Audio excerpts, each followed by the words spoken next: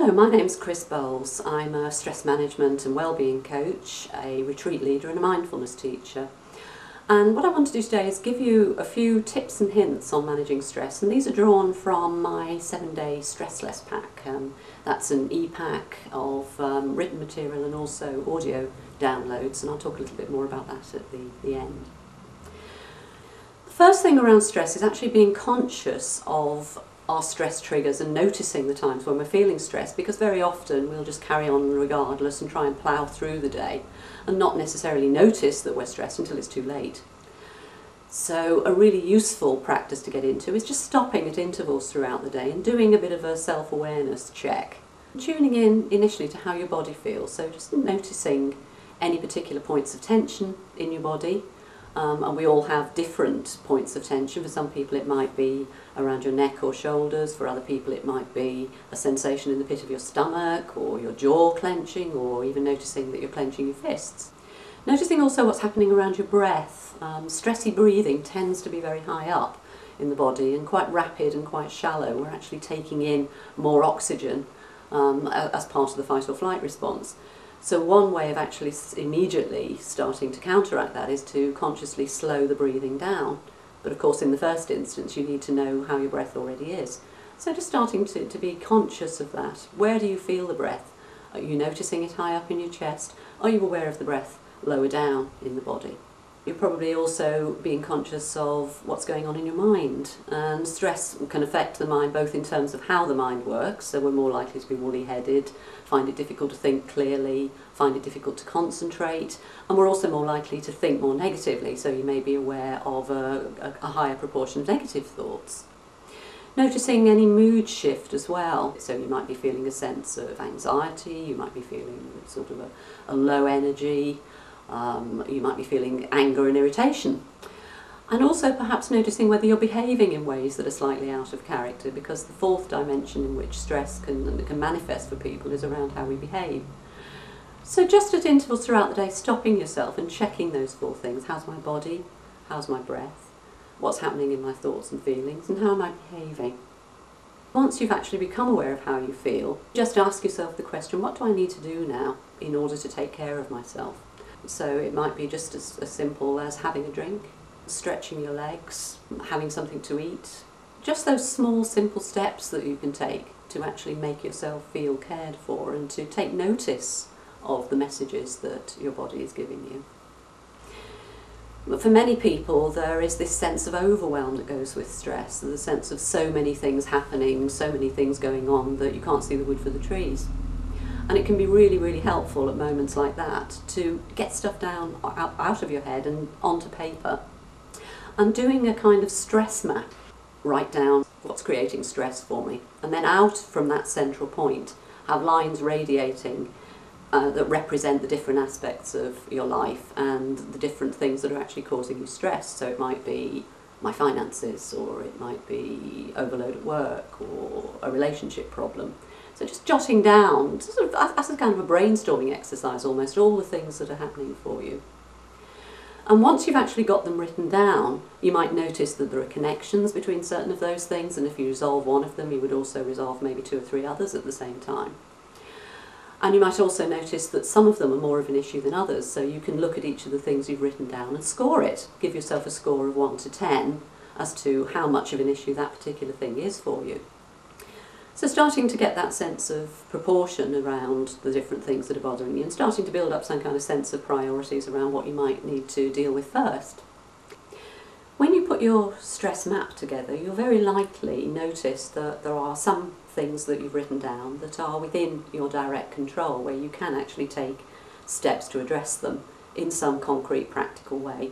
And that there may be other things, such as, for example, your health or someone else's health, the weather, things that are actually outside of your control. The economy at the moment obviously would be a good example of that. And the trouble is that when we dwell on the things that are outside our control, it tends to increase our sense of helplessness. So for that reason, it's a good idea to look at the things that you've identified that are within your control and start there, particularly if they're also things that you've allocated a high score to, because if you deal with those, then chances are it's going to empower you to be able to go on and manage the rest more effectively. So starting by doing that, what are the things that you've actually written down that you do have direct control over? So the fifth point, and one which is particularly important, is learning to harness the power of your mind to manage both the things that you can control and the things that you can't control. Starting off with the things that you can control, it's been demonstrated that focusing on a positive outcome actually helps your brain to come up with more creative solutions than if you focused on something that you're trying to escape from, that you're trying to get away from.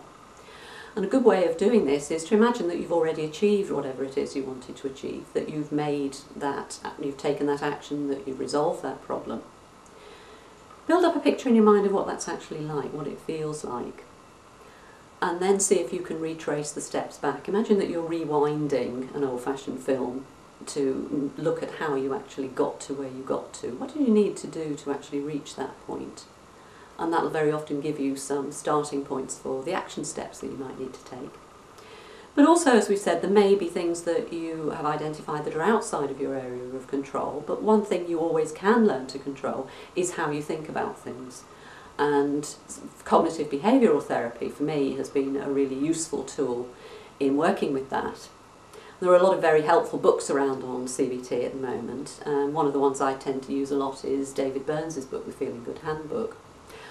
And CBT, cognitive behavioural therapy, is a way of starting to identify the kind of thinking patterns that cause problems for us and to turn those around, to challenge the kinds of thinking that are unhelpful and unrealistic and reframe them into something that is more realistic and that also is more constructive and more helpful.